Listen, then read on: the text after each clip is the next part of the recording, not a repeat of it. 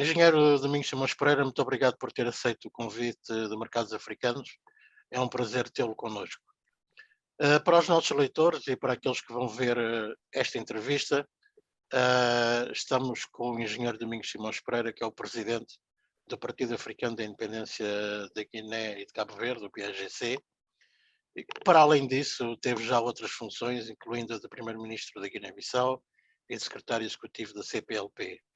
Mas ninguém melhor do que o engenheiro para se apresentar aos nossos leitores espalhados um pouco por todo o mundo. Faça o favor. Obrigado, meu caro. Dizer que é uma enorme satisfação para mim ser o convidado de Mercados Africanos.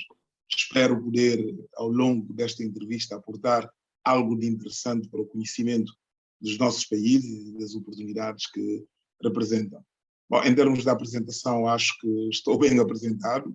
Iria acrescentar simplesmente que tenho uma formação de base em engenharia civil, apesar de, provavelmente, nos últimos tempos, ser conhecido mais noutros domínios. É isto. Eu ficava por aqui em termos da apresentação. Ótimo. Então, para começar, a primeira pergunta que eu faria seria talvez de perguntar-lhe, na sua opinião, na sua visão, como é que vê a situação da Guiné-Bissau hoje, de um ponto de vista económico, de um ponto de vista de investimentos? Qual é a sua opinião sobre a situação atual económica da Guiné-Bissau?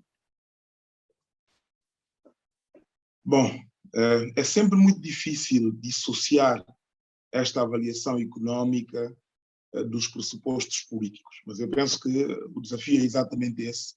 Portanto, reconhecermos que, independentemente dessas dificuldades, como é que olhamos para as perspectivas económicas.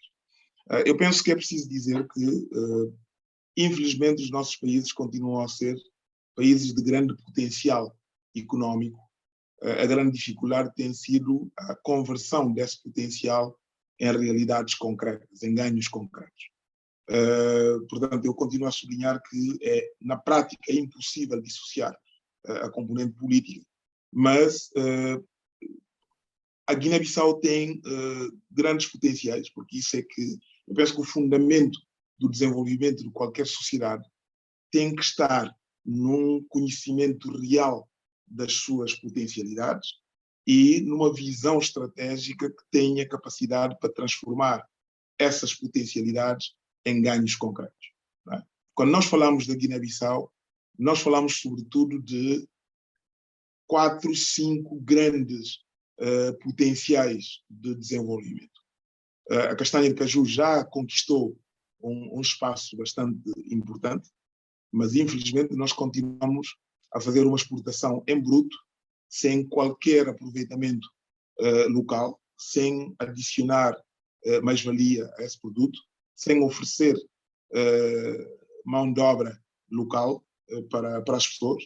O que se oferece é residual a nível interno e, portanto, nós exportamos emprego para a Índia e para outros espaços, mas um dos primeiros produtos em termos do potencial da Guiné-Bissau é a castanha de caju. Depois temos o turismo, portanto, quem conhece a Guiné e sabe que temos um arquipélago de mais de 80 ilhas, com 30 das quais com potencial para serem habitadas, portanto, oferece um potencial enorme, mas o que é que são ilhas? Como é que se pode falar de turismo se não há investimento e não há infraestruturas? Mas também tenho que começar por trás e dizer não há estabilidade e, por isso, não há condições de segurança. Terceiro, eu falaria em pescas. É daqueles setores que demonstrativos da grande dificuldade que nós temos em articular o nosso potencial para ganhos efetivos. Nós continuamos a ter um país com uma grande plataforma em termos de pesca, mas que resume a atividade pesqueira na emissão de licenças. Não é? E, portanto, isto é por demais conhecido que essa é uma estratégia errada.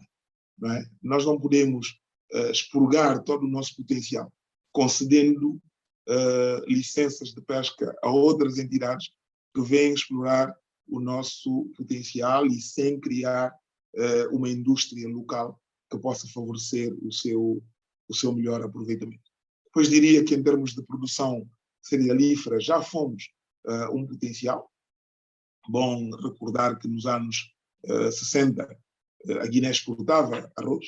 Hoje dependemos fortemente da importação, até porque nós somos um país ribeirinho, um país plano, onde com o elevar do nível médio das águas do mar estamos a perder zonas de cultivo muito importantes e, portanto, é preciso olhar também para isso. E, finalmente, aquilo que muitas pessoas gostam de colocar como o número 1, nós gostamos de colocar como o último, não é? Os recursos mineiros. Porque, quer dizer, se a economia não estiver estruturada, se não se criar todas as infraestruturas necessárias para esse efeito, não é? O facto de dispormos de importantes reservas de fosfato, de bauxite e de outros minérios pode não ter a significação que poderia e deveria ter. Portanto, é este o quadro em termos de potencial que o país dispõe. Agora diga uma coisa, esse é o grande potencial da Guiné-Bissau. Falamos de turismo, de pescas, da falta de transformação de produtos de exportação, como por exemplo o caju. Como disse, estamos a criar, a Guiné-Bissau cria trabalho em outras partes do mundo, como a Índia. Mas na sua opinião, na sua visão, quais seriam as medidas que o engenheiro Domingos Simões Pereira tomaria precisamente para passar do potencial para um processo de desenvolvimento desse potencial? Quais seriam as medidas concretas que tomaria?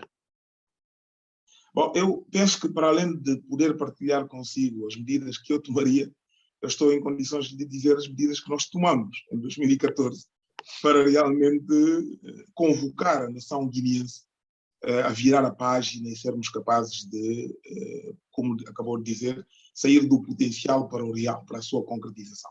Bom, desde logo é preciso lembrar, porque aqui o tal pressuposto da estabilidade é incontornável. Portanto, eu, representando um partido que ganhou as eleições com maioria absoluta, esquecemos, entre aspas, a tal vitória com maioria absoluta e convidamos o maior partido da oposição, não é, a juntar-se a nós na formação do governo. Bom, e saindo desta parte política, dizer o seguinte: nós, quando começamos o exercício que conduziu à elaboração do nosso plano estratégico operacional, que foi batizado com o nome de Terra Branca, o primeiro spreadsheet, a primeira folha de análise que nós apresentamos foi a relação entre o quadro de instabilidade e o crescimento econômico, para demonstrar que aquilo que muitas vezes em termos políticos e sociais nós temos tendência de pensar que, pronto, grandes revoluções, grandes mudanças em termos políticos vão abrir provavelmente grandes perspectivas, em termos económicos tem sido realmente um desastre. E, portanto, na altura nós dissemos de forma muito clara: se há alguém na Guiné que pensa que tem a obrigação de nos salvar, é bom que compreenda que essa salvação tem se redundado no afundar do país. E, portanto, é preciso, de uma por todas, que todos estejamos alinhados com a estabilidade. Porque só com estabilidade nós criamos a confiança necessária para que haja um quadro económico favorável ao crescimento. A seguir a esta constatação, nós dissemos de forma muito clara que nós precisávamos atacar as assimetrias mais fortes que a sociedade enfrentava. Vou dar 2, 3 exemplos. Nós, em 2014, enfrentámos a situação em que não havia escolas, não havia, os anos eram anos nulos, como agora voltaram a ser. Toda a nossa infraestrutura sanitária estava num colapso. E, portanto, nós dissemos: nós precisamos de um plano de urgência.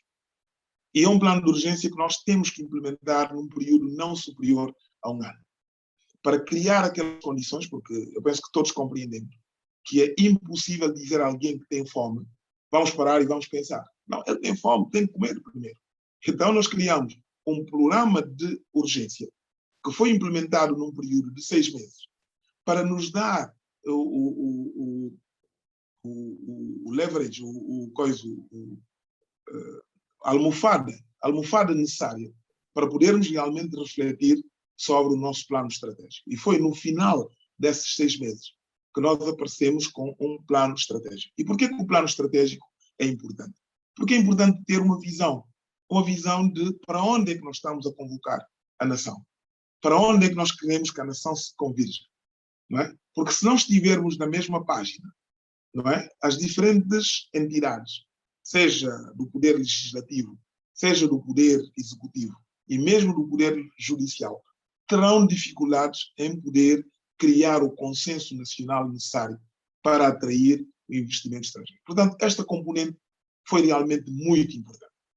E quando nós iniciamos o processo de elaboração do tal plano estratégico, nós abrimos as portas para que não fosse um exercício do governo. Nós convocamos todas as competências nacionais, não é? Que estavam no país ou estavam fora do país, para nos ajudarem a refletir o país. E nós colocamos, no fundo, 2 questões, no máximo 3 questões. A primeira foi dizer que são os próprios guineenses, são nós próprios, que convidados a falarmos do nosso país, começamos sempre por aquilo que é o mais fatídico, não é? Um país de golpes de Estado, um país de narcotráfico, um país de guerras sucessivas, de conflitos. E nós dizíamos que, para atrair o investimento, é preciso encontrar uma história diferente. Uma história que seja capaz de atrair. Sobretudo sabendo que essa história existe. Essa Guiné-Bissau positiva existe. Agora, é preciso ser convincente em relação à história que nós queremos contar e encontrar os parceiros corretos. Foi nessa base que, tendo a presença de nomes eminentes da Guiné-Bissau, como o Carlos Lopes, como o Paulo Gomes, como muita gente que veio de várias proveniências, num exercício que envolveu sociedade civil, governo, todas as entidades interessadas nesse exercício, incluindo o poder local e autoridades religiosas, nós concluímos que aquilo que a Guiné-Bissau tinha de mais importante para dar ao mundo, aquilo que nós podemos dizer que sem a Guiné-Bissau o mundo seria diferente, era e é a nossa biodiversidade. Nós encontramos indicadores, mesmo sendo um país exíguo, sendo um país, território muito exíguo, de facto representava algo de muito importante. Vou aqui mencionar só 3, 4 exemplos. Um primeiro exemplo. Somos praticamente o único país do mundo que tem cerca de 26% do seu território nacional constituído por zonas protegidas. Zonas protegidas. Segundo, nós temos uma costeira que alberga uma floresta nós na Guiné chamamos de tarrafo, que é uma zona de reprodução dos peixes que todo o resto da costa ocidental africana não apresenta. Ou seja, em certa medida, aquilo que nós vamos encontrar como reserva pesqueira do Senegal, da Mauritânia e de muitos daqueles países da sub-região têm como proveniência o mangal da Guiné-Bissau. E, portanto, nós, partindo desse pressuposto, entendemos que todas as políticas que nós vamos desenvolver têm que ter um ponto de convergência no sentido da proteção da nossa biodiversidade. Primeira questão. A segunda que nós fizemos na altura foi de perguntar a nós próprios qual é a aspiração do guineense. Porque é impossível ganhar uma corrida que a gente não sabe onde é que fica a meta. Então, o que é que o guineense pretende? E é com base nisso que nós fomos capazes de, ouvindo todos os intervenientes. Aí não houve o exercício virado para o intelectual, ou o homem da praça, ou o homem do campo. Foi um exercício integrado, onde todos exprimiram as suas aspirações. E aqueles mais experimentados nestas formulações ajudaram-nos a fazer um consenso na formulação daquilo que é a aspiração do cidadão guineense normal.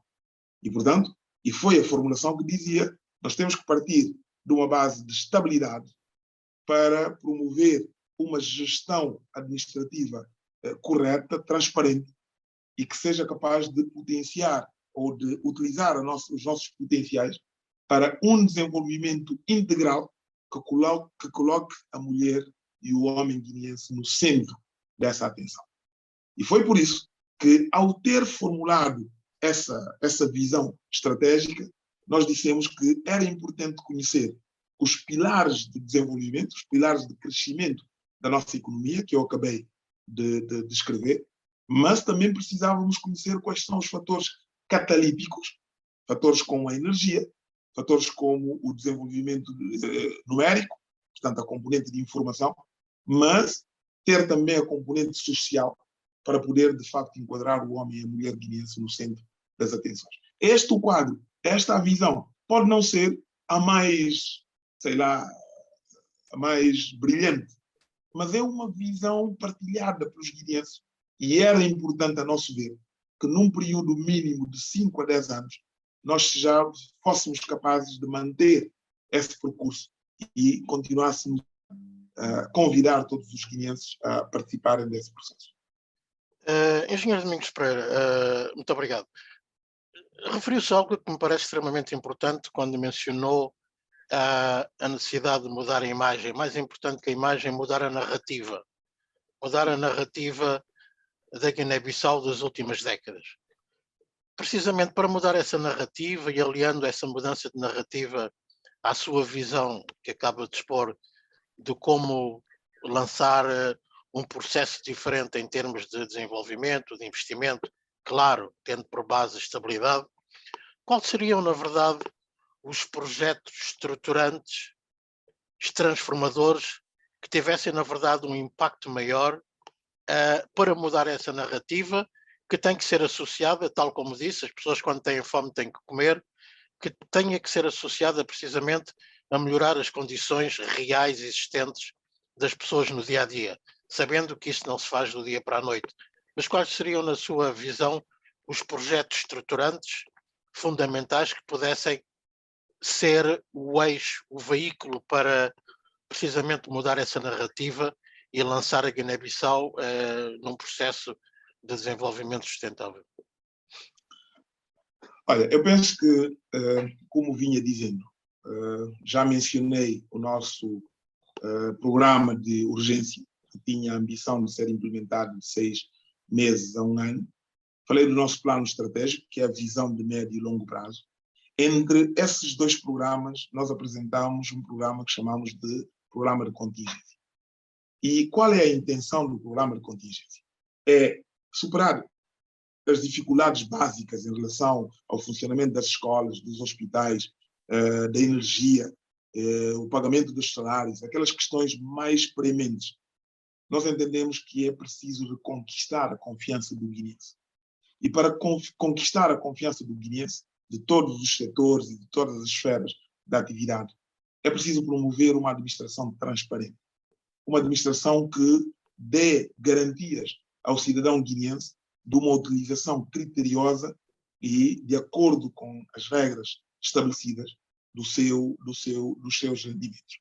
E, portanto, para além de outras reformas que eu podia estar aqui a mencionar, nós trabalhamos fundamentalmente na criação de uma plataforma que devia permitir que todos os guineenses no país e na diáspora pudessem ter acesso a qualquer momento do dia ou da noite a toda a informação que tivesse a ver com contratações públicas. Porque é importante que o cidadão guineense faça confiança àqueles que estão a fazer o exercício da governação. Porque só assim nós conseguimos realmente aglutinar toda a nação num único sentido. E essa plataforma começou realmente a ser criada. Nós tivemos a consultoria de um técnico expatriado que trabalhou no sentido daquilo que ele chamava dos mecanismos de criação da confiança.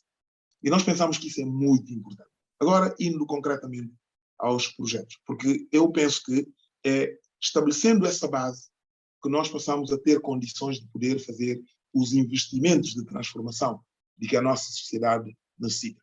E aqui não há dúvidas.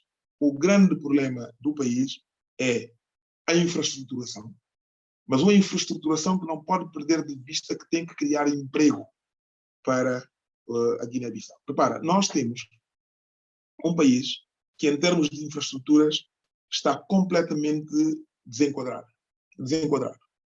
Por que eu estou a dizer que está desenquadrado? Quando nós nos referimos aos anos 73, 74, os anos da independência, não é? A nova administração herda de uma administração colonial. E uma administração colonial, pelo menos a administração colonial portuguesa, não podia ter uma vocação de desenvolvimento. A vocação dessa administração era criar condições para o perpetuar desse regime. Por que é que eu estou a dizer isso? Não é para oferir simplesmente a componente política. É para dizer que a criação das infraestruturas nunca seguiu a lógica do desenvolvimento. Não é? E qual é o exemplo mais expressivo dessa realidade? Eu posso lhe dar o exemplo das infraestruturas rodoviárias, não é? Porque eu trabalhei muito tempo ligado a essa componente. A rede rodoviária da Guiné-Bissau é constituída de cerca de 1.300 e tal, 1.385 quilómetros de estradas, entre estradas principais, secundárias e outras. E vai verificar que destes 1.385 quilómetros, provavelmente menos de um quinto será a quantidade de estradas de que dispõe o Sul. E por que isto é relevante? É relevante porque o Sul é o nosso celeiro, é a nossa área de produção. E, portanto, nós temos infraestruturas colocadas lá onde não há produção. E lá onde há produção, não existem essas infraestruturas. E eu achava, eu enquanto diretor-geral de estradas, sempre que fui confrontado com essa realidade, vamos fazer, por exemplo, um estudo de viabilidade, vou dar-lhe um exemplo do estudo da viabilidade da estrada Buba-Catió, não é? Vamos ser confrontados com uma realidade em que todos os potenciais financiadores, neste caso, por exemplo, o BAD, utilizam um mecanismo de análise da viabilidade económica por via da contagem do tráfego. O que é que isso dá? Dá que quando nós vamos fazer a contagem do tráfego entre Buba e Catió, não vamos encontrar nenhuma viatura. Por quê? Porque a estrada não está em condições e não é atrativa. Nós levamos muito tempo a convencer o BAD que esse método do cálculo estava mal. Qual é o método de cálculo que tem que ser utilizado nestes casos? É o método do potencial. Portanto, quando nós oferimos qual é o potencial da produção na zona sul, incluindo Catió, Quinara e toda essa região sul, é esse potencial de produção agrícola, mas não só, que tem que ser distribuído pelo número de caminhões necessários para a sua evacuação. E, obviamente, saímos de 4,5% de taxa de rentabilidade da estrada para mais de 12%. É óbvio, porque é essa a realidade. E, portanto, nós guineenses temos que compreender essa realidade. Não é o problema de eu dizer que eu não quero, por exemplo, estradas entre Bissau e Safim, ou entre Bissau e Quiamé. Não é isso. Nós precisamos dessas estradas. Mas eu tenho que ter uma ideia clara de onde é que está o potencial do meu crescimento e aonde é que eu devo tocar para que, primeiro, eu comece a ter riqueza. Porque é com essa riqueza que eu vou criar outras infraestruturas complementares, porque sabemos que lá onde estiver uma alma guineense tem o direito de usufruir das mesmas condições que os outros têm. Agora, se eu não iniciar nos sítios onde eu tenho capacidade de rentabilidade econômica, eu vou ser, sim, um governo social, mas um governo social insustentável, porque a economia não me acompanha. E, portanto, é este equilíbrio que nos fez, na base do nosso plano estratégico, desenhar um novo mapa de infraestruturas da Guiné-Bissau. E as pessoas diziam, mas querem fazer em Bafoussam, não estão a fazer em Gabu. Não leram o nosso documento. Nós dissemos, por exemplo, se você tem 3 províncias, não estou a falar do centro. Portanto, tem a província sul, onde tem, sobretudo, as regiões de Quinara Tombali, no continente, e tem Bulama Bichagós nas ilhas. Leste tem Gabu e tem Bafoussam. Norte tem, sobretudo, o Cacheu e tem Oio. Por onde é que vai começar? Quando nós optamos por fazer um processo de desenvolvimento em termos rotativos. Obviamente, nós dissemos, Gabu tem um potencial de exploração de bauxite.